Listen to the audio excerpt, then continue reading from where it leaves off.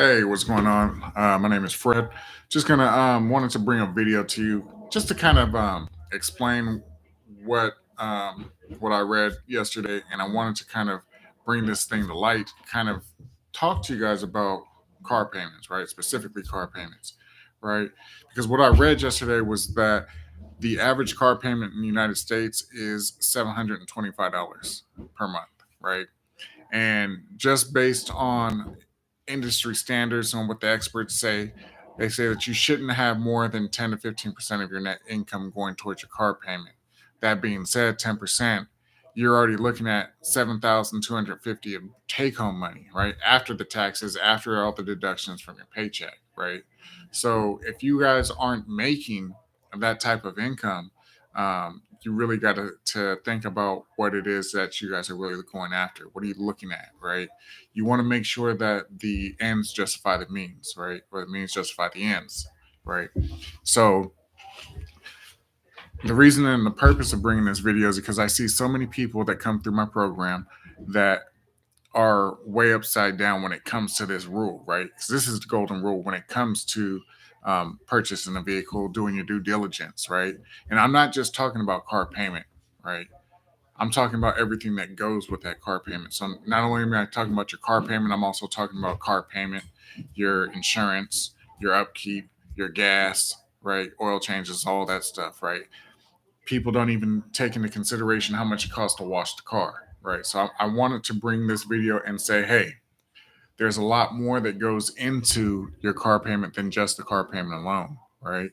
Insurance is something that's very high. I see a lot of people they'll get the insurance, but then after several months go by, they're unable to pay for the insurance. They start getting forced placed insurance onto their auto loan, which brings the payment even higher than that $725. So where do you stand?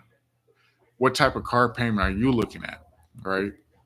So, just wanted to bring this video just to kind of shed some light, right? What is your income? Whatever that is that you bring home, right? So let's say, for example, you're making $20 an hour, you work 40 hours a week, that's $800 a month, right? Are you able to sustain that amount of payment, right? Based on those numbers, no, not at all, right?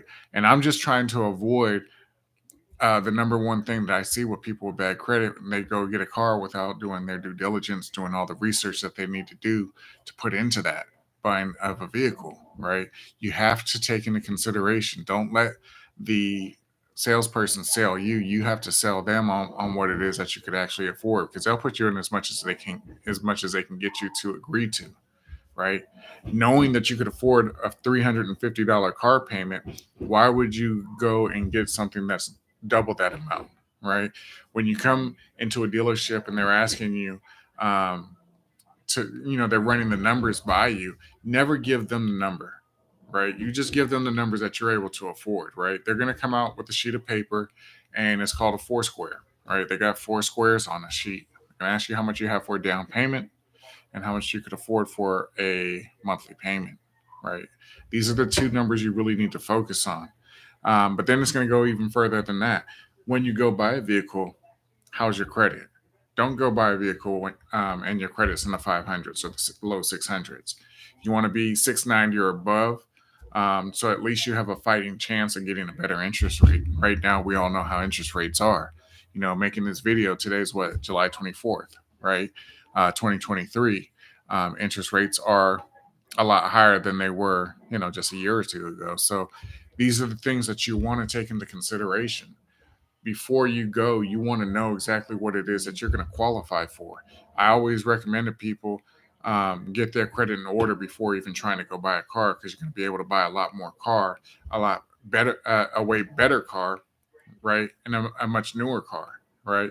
You're looking at trying to buy with bad credit, you're probably going to get a car that may be 5 years to 7 years old, maybe even older than that. You're going to have a higher interest rate because you're buying used, and used vehicle interest rates are higher than new interest rates. So there's a lot of things you got to put into context when you're doing this, right? So I'm trying to give you guys some game on how to purchase a vehicle, right? The right way, right? You want to do your due diligence. How far do you live from work, right? what does that commute look like? And um, then you can kind of like reverse engineer as far as how much gas is going to cost you, right? I just filled up my gas tank yesterday. I paid $4.59 for premium unleaded gas because that's what my car takes. So it's $4.59 a gallon, right? And I know my car gets 300 and something per tank.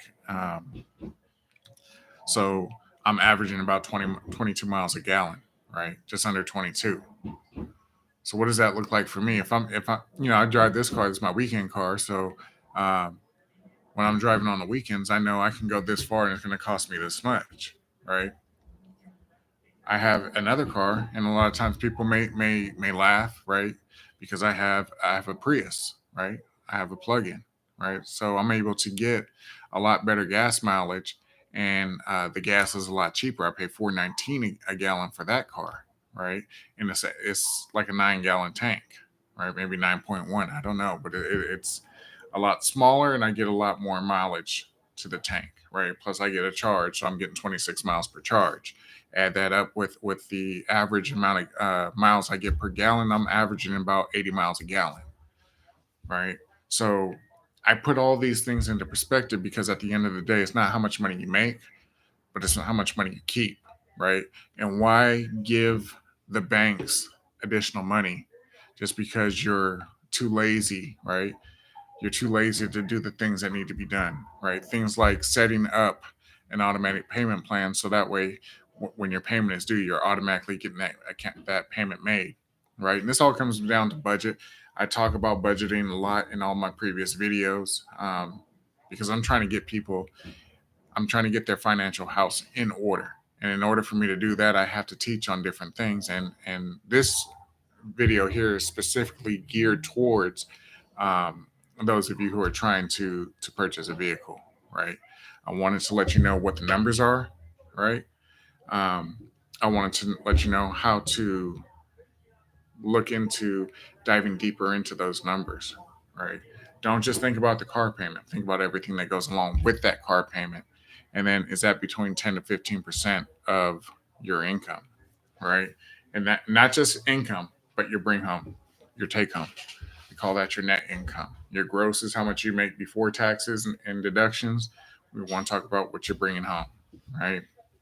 So I hope this video helps somebody, right? I hope it helped you. If it did, leave a comment, give me a like, hit that bell notification and subscribe to the channel so that way whenever I drop a video, you will be notified. The goal for me is just to help educate as many people as I can, and I can't do that without you guys. So by you guys commenting and getting this algorithm with YouTube to start running, it's going to help push this information out to more and more people, which is my ultimate goal, is just to get the information out to as many people as possible. So with that being said, if you have questions, drop them below. I got my website. You can always check that out as well. Look forward to seeing what you guys have questions for me, and look forward to dropping more videos. Have a good one.